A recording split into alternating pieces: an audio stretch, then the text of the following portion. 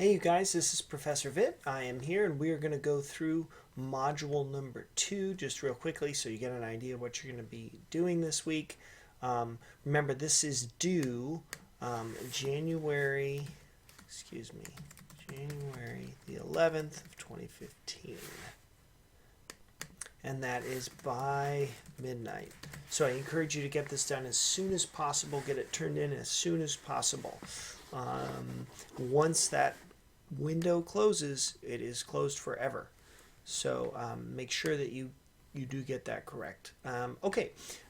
This awesome picture here is of a psychic of some sort. I don't know if she's of some renown, but she comes up under the public domain for pictures of an old time psychic. And I apologize if anybody knows who that is. Please let me know. But it is a killer shot. Okay, you are going to use this document or one like it, a PDF, and then you cut and paste into another file, I don't care, or you use this file to turn in your homework. So this is going to be your second module. This one is turned in and it is 10% of your final grade. So I would encourage you to get this in. Okay, what are you going to do?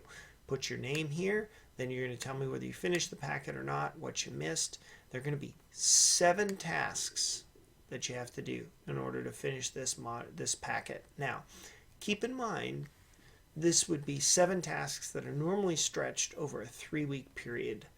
So you're going to have to, so this is where the work is, right? Okay, task 1 of 7. You're going to watch the lecture on confirmation bias that I have linked here. I just have a YouTube link up because I've recorded that lecture, but it's uploading right now. So the final link will be here in your document. That just says YouTube. Okay, you'll answer these questions in at least 15 words.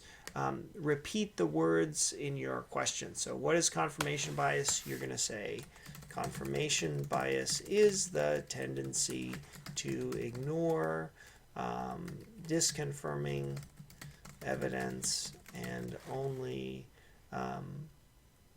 pay attention to confirming evidence. Simply put, it is counting the hits and forgetting the misses, right? Something like that. Okay, I don't know how you want to put it. Make sure your grammar and spelling are correct, but something like that. You can just leave the document so I can see, oh, okay, did it. Then you'll answer number 2. What is an example of confirmation bias from the lecture? I give you at least 3. I give you an example involving a full moon. I give you an example involving Mary Toft, who convinced, she's a lady from 1726, who convinced people she gave birth to rabbits. And then I give you a more formal exercise involving Wason selection tasks. So you can just explain one of those and why it's confirmation bias. Then you're going to tell me what the backfire effect is and how you can avoid the backfire effect in yourself.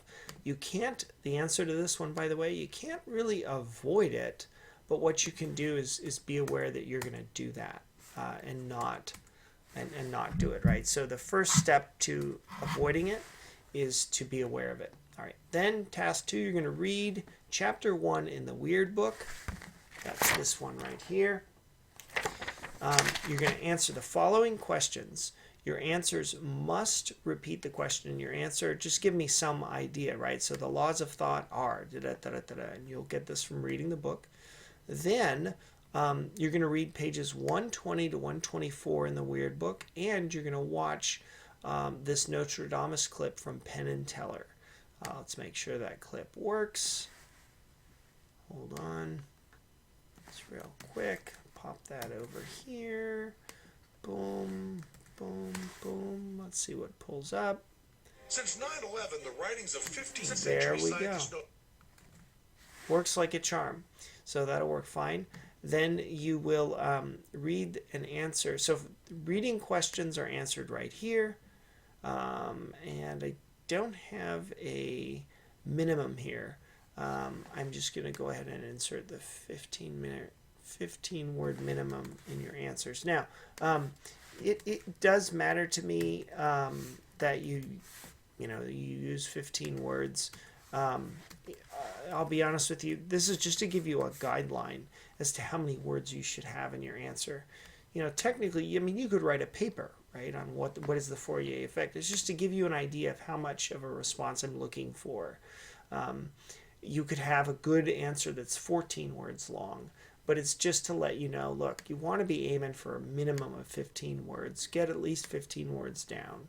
That's probably what you need video-wise, or length-wise. Then you are going, so first you're going to read, right, 120 to 124 in the weird book, and then you're going to watch this video. Your reading questions are here, right? You're going to have to explain the Fourier effect. What an example is given in the book of different interpretations of the same verse, etc. So these questions will make sense as you're reading. And then you're going to watch the video. You're going to read one person, James Randi's criticism of a Nostradamus scholar. And then you're going to kind of answer some other questions here about what Mabus means and adding and subtracting letters and so forth. And then I'm asking you to tie together the previous bit where we talked about confirmation bias and see whether or not maybe the predictions of a Nostradamus have anything to do with confirmation bias. Then you're going to watch 2 videos on remote viewing. Now, remote viewing, believe it or not, it was actually the United States government put a lot of money into this program for people who claim to be able to see or believed, sincerely, earnestly believe, and claim and maintain still that they're able to see things at a distance. So the idea is that people are able to see things in rooms without going into those rooms. So people during the Cold War would sit and try to imagine or try to see what was going on inside the Kremlin, even though they weren't in the Kremlin, right? So the idea was you had people who had psychic powers and they could see things without actually physically being there. You'll watch these 2-part videos.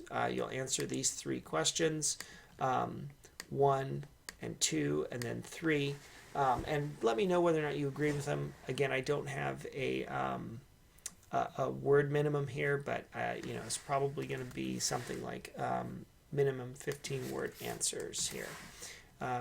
Okay, next up. So you've watched a couple videos here. You're cranking along. You've done some reading, right? You're ready to go. You want to go click on this link, task number 5, and it should say 5 out of 7. I will fix that for you guys so that it has the proper label. I am so sorry about that. Just when you think this is all perfect, right? And it all goes to pot. Hold on a second while that is coming up. That link is loading. I can see it. You guys can't. 6 of 7.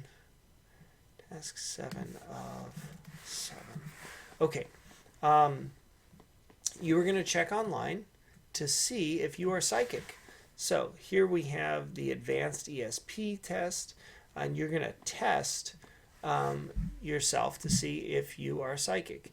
Do 100 cards here. It shouldn't take you too long. And then pick whether you want to test telepathy or clairvoyance. It doesn't matter to me. Okay, and then you hit start. And now you've got so the computer already knows what card has been selected. You've got to see if you can guess what the computer has. I guessed this wavy lines. Nope, it's not wavy lines. Okay, I'm going to guess the plus. No, it was a circle. I'm going to say the star. No, it was the plus, right? I'm going to guess this. No, it was nothing. I'm going to guess the circle. No, it was the plus. I'm going to guess the plus. No, it was the circle. Okay, you can see where this is going. I've gone through 7 cards. I haven't gotten one right. Eventually, I'm going to get one right. I'll be honest with you. If psychic powers exist, I do not have them. Or at least I'm not very good at it. You can see out of 9 cards here, I've only gotten 1. Now, this isn't a big sample size, right? This is 10 cards out of 100. Who knows how many you'd have to actually do to get a good sample size, right? And I'm not exactly concentrating on it. But just see what you can do, right? And tell me. It's for fun, but it's to see. Either send me a print screen or a phone picture of your score, and you can actually just put the picture right inside this document if you want. And you know what? you know, I'm just going to clarify this. Or if you cannot insert a picture into the document, then please, you know what? You can do that. You can.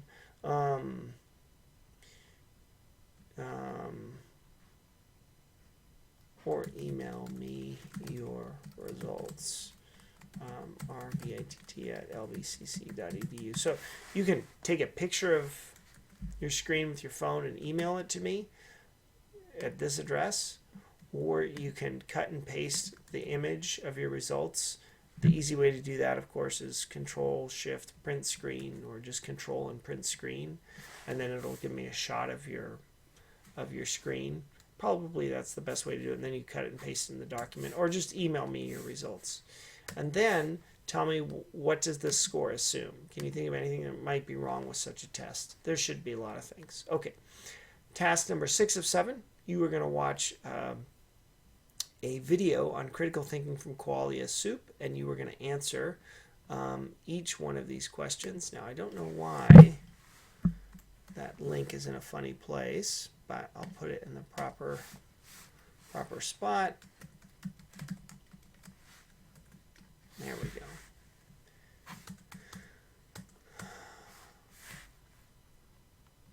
I'm sorry about this, you guys. Of course, right there. That's fine. That looks good. Okay, and this is probably, you know, again, a minimum 15 words per answer. Minimum. You can do more, but that's just to get you going.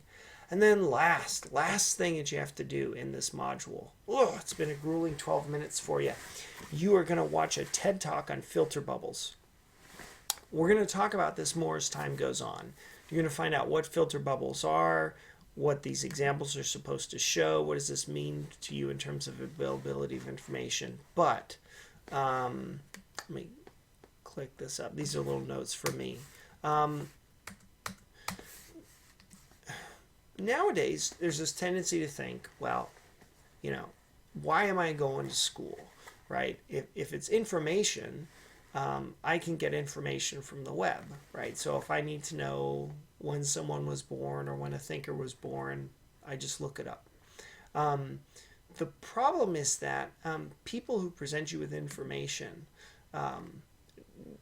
for instance, Google, it's always comes to you in a packaged form, and I'm trying to give you guys tools that allow you to realize that maybe the information you're being given on a daily basis isn't as unbiased as you think, particularly when that comes to you from something like Google, right? Where everybody thinks, well, Google, it's this sort of objective way to search the web. It's actually not true.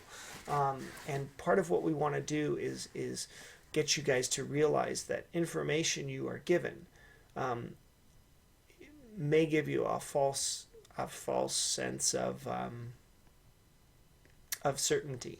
Okay, so do task 7, then turn this puppy in by January the 11th, 2015 by midnight. No later. Okay, you guys, email me if you have any questions. Good luck.